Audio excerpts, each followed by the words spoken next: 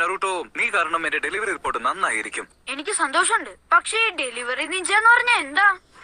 വളരെ പ്രധാനപ്പെട്ട പാർസലുകളും രേഖകളും ഉൾക്കൊള്ളുന്ന ഒരു ജോലിയാണിത്. എന്റെ ജീവിതം പണയം വെച്ച് സുരക്ഷിതമായി അത് എത്തിക്കുന്നു. ഒരു പോസ്റ്റ്മാനെ പോലെ? അല്ല, അത് തീർത്തും വ്യത്യസ്തമാണ്. പോസ്റ്റ്മാന്റെ ജീവിതത്തിന് ആപത്തൊന്നുമില്ല, പക്ഷേ ഞങ്ങളുടെ ഇതിലുണ്ട്. എനിക്ക് മനസ്സിലായി. അപ്പൊ നിങ്ങൾ ജീവൻ പണയം വെക്കുന്ന ഒരു പോസ്റ്റ്മാനാണ്.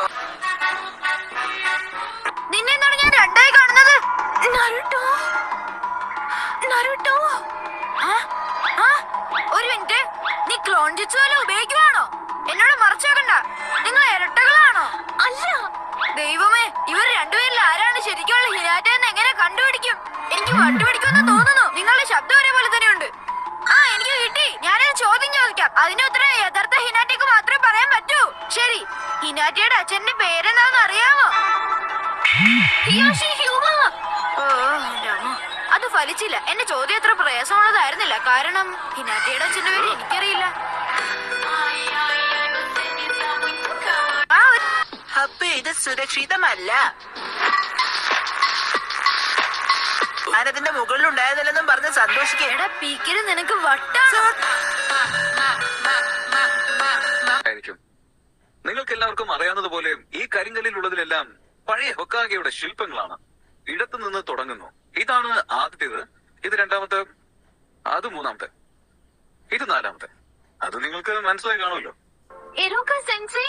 അപ്പൊ അഞ്ചാമത്തെ ഹൊക്കാഗെ ആരാണ്? അത് ഇതുവരെ തീരുമാനിച്ചിട്ടില്ല. ഒരുപക്ഷെ അത് നിങ്ങളുടെ ഫേവറേറ്റ് ടീച്ചർ ആവാം. ചരിത്രത്തിന്റെ ക്ലാസ് രസകരമാക്കാൻ വേണ്ടി അവസരത്തിനൊത്ത് തമാശ പറയുകയായിരിക്കും അല്ലേ രൂക്ക?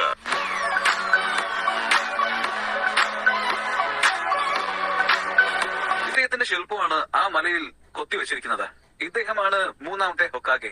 ഏറ്റവും ശക്തനും ബുദ്ധിമാനുമായിരുന്നുവെന്നാണ് മൂന്നാമത്തെ ഹൊക്കാഗെ എന്ന് പറയുന്നത്. അദ്ദേഹത്തെ പ്രൊഫസർ എന്നും വിളിച്ചിരുന്നു. അല്ല, നിങ്ങൾ ശരിക്കും ശക്തനാണോ? അതെ, കണ്ടിട്ട് അങ്ങനെ തോന്നുന്നു. അതെ, നിർത്ത്.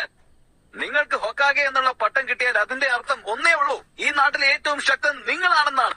അതെയോ? എങ്കിൽ അഞ്ചാമത്തെ ഹൊക്കാഗെ ഞാനായിരിക്കും. ഞാൻ ശക്തനും സുന്ദരനുമാണ്. ഇപ്പോഴുള്ള മാർക്കിന് നിനക്കത് സാധ്യമല്ല.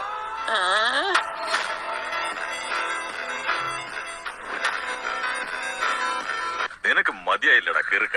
ലോഡ് ഒരേച്ചിമാർ എനിക്ക് തന്ന ഈ ശരീരത്തെ നീ ഇപ്പൊ അഭിനന്ദിക്കുന്നുണ്ടോ? ഞാൻ എന്റെ കൈകൾ കൊണ്ട്